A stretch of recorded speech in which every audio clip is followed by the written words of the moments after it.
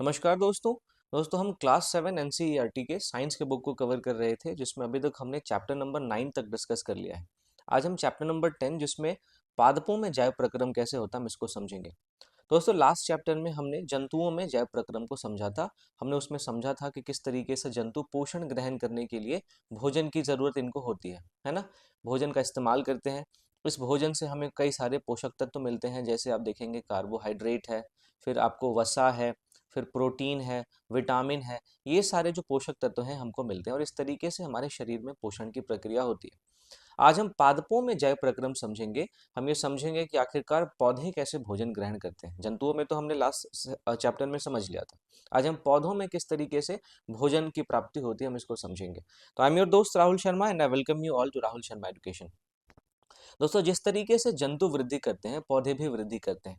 और पौधों में वृद्धि के लिए दो तत्व सबसे ज्यादा आवश्यक है। एक तो है जल और दूसरा है सूर्य प्रकाश। इसको समझने के लिए आप अगर एक्सपेरिमेंट करना चाहें तो कर सकते हैं। एक पौधे को आप सूर्य प्रकाश में रखें और उसको जल ना दें।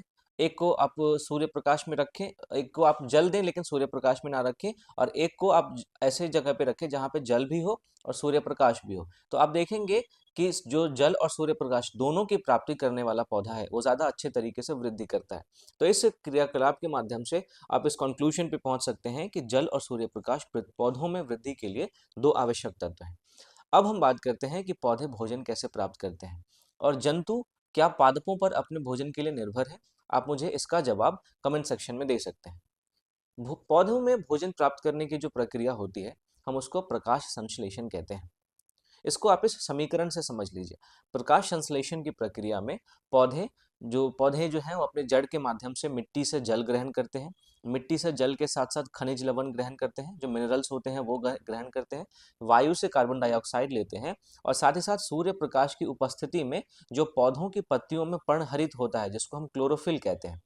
इस क्लोरोफिल की मदद से पौधे अपना भोजन बनाते हैं, जो कि ग्लूकोज के रूप में होता है। और साथ ही साथ प्रकाश संश्लेषण की इस प्रक्रिया में जो पौधे हैं वो ऑक्सीजन को निर्मुक्त करते हैं, ऑक्सीजन को छोड़ते हैं।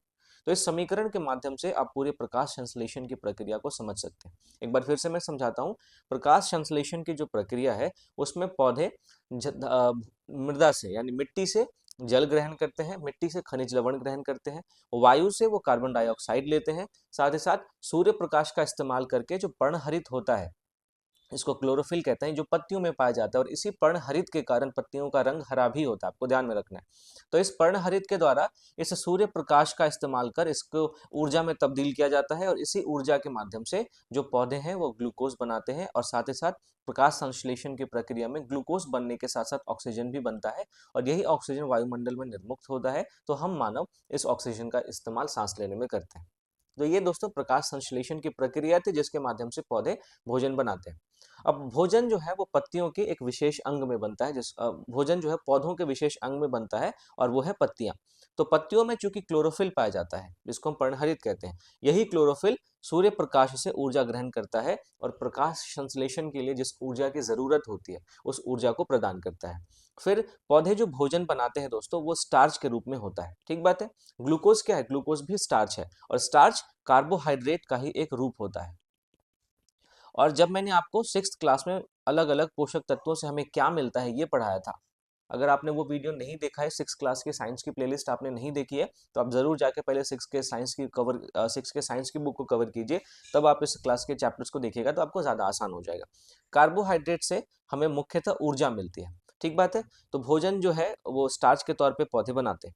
अब मैंने आपको बताया है कि प्रकाश संश्लेषण की प्रक्रिया के दौरान O2 निर्मुक्त होता है, और CO2 जो पौधे हैं वो ग्रहण करते हैं। तो आखिरकार इस ऑक्सीजन और कार्बन डाइऑक्साइड का आदान प्रदान कैसे होता है? पत्तियां जब प्रकाश संश्लेषण करती है, तो ये कैसे जो है वो ऑक्सीजन को छोड़ती हैं और कार्बन डाइऑक्साइड को लेती हैं।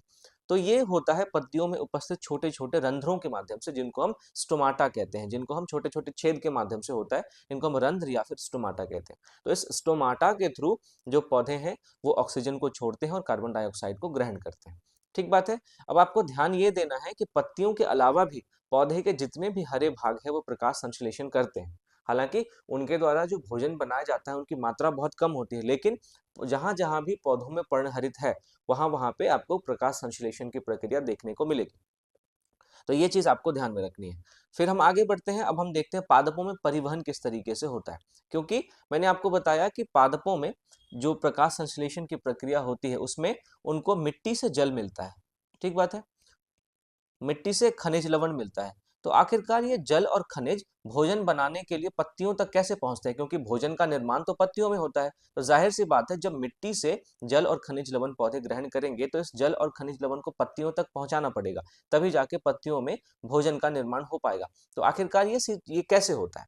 तो पादपों में एक विशेष प्रकार की संरचना पाई जाती है, पतली पतली नली पाई जाती है, जिसको हम जाइलम कहते हैं। अब इस जाइलम के माध्यम से जो जड़ है वो अवशोषित जल और खनिज को पौधे के दूसरे भागों तक पहुंचाते हैं, ठीक है। ये जड़ है आपके पौधों का, यहाँ से पतली पतली नालियां होती है और नलियां होती है, और इस नलियों के माध्यम से जड़ द्वारा अवशोषित जल और खनिज लवण यहाँ से ऊपर जाके पत्तियों तक पहुंचता है, और फिर इन पत्तियों में आप देखेंगे भोजन का निर्माण होता है, और वो जो पत्तियां हैं वो इस जल और खनिज का इस्तेमाल करती है, ठीक है। माफ कीजिएगा। अब जल और खनिज का पत्तियों तक जल और खनिज पत्तियों तक पहुंच चुके हैं, वहां पे भोजन का निर्माण हो चुका है। तो जाहिर सी बात है, अगर पत्तियों में भोजन का निर्माण हो रहा है तो पौधे के दूसरे भागों को भी तो भोजन की जरूरत है। केवल पत्तियों में भोजन का निर्माण होके पौधों की तो वृद्धि नहीं हो पाएगी। पौधे में बाकी भाग भी हैं, पौधे में शाखा है ना, बाकी दूसरे जो टहनियां हैं वो सब भी है, जड़ भी है।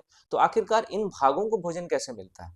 तो पत्तियों में जो भोजन बन जाता है, तो जिस तरीके से जल और खनिज को पहुंचाने का काम जाइलम ने किया था, जिसने जड़ से लेके जल और खनिज को पत्तियों तक पहुंचा दिया था, उसी तरीके से पत्तियों से बना हुआ भोजन पौधे के दूसरे भागों तक पहुंचाने का काम फ्लोएम नामक पतली पतली नलिकाओं द्वारा किया जाता है।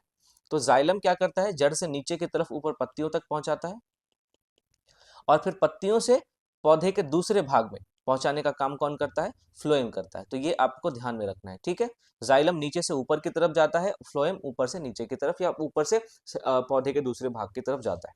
तो ये हमने समझा कि पादपों में परिवहन किस तरीके से होता है, और ये होता है जाइलम और फ्लोएम नामक ऊतकों के द्वारा। अब हम बात करते हैं कि क्या पौधे श्वसन करते हैं।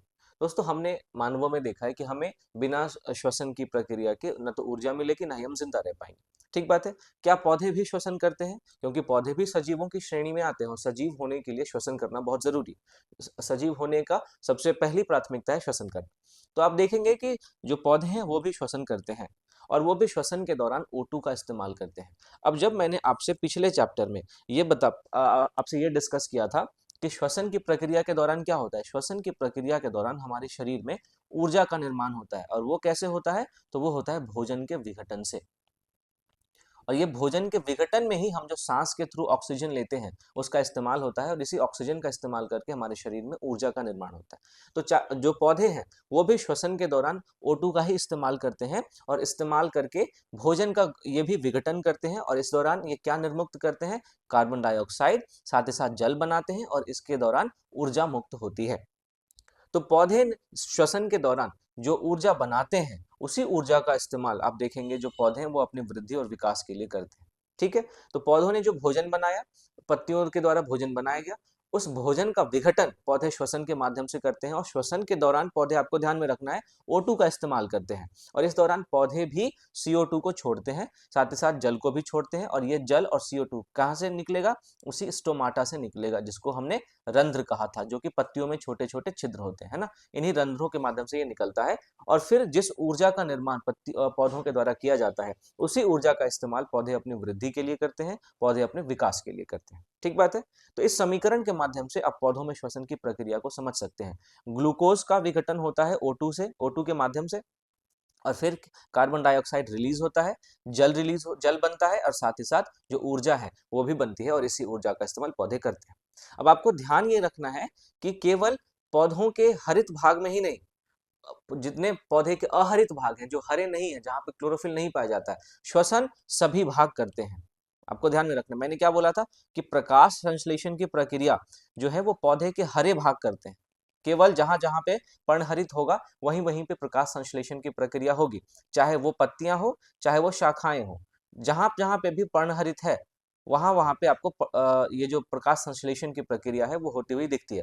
हालांकि पत्तियों के अलावा जिस जगह पे प्रकाश संश्लेषण होता है वहां पे जो उत्पादित भोजन की मात्रा है वो बहुत कम होती है, लेकिन प्रकाश संश्लेषण की प्रक्रिया वहां पे भी होती है।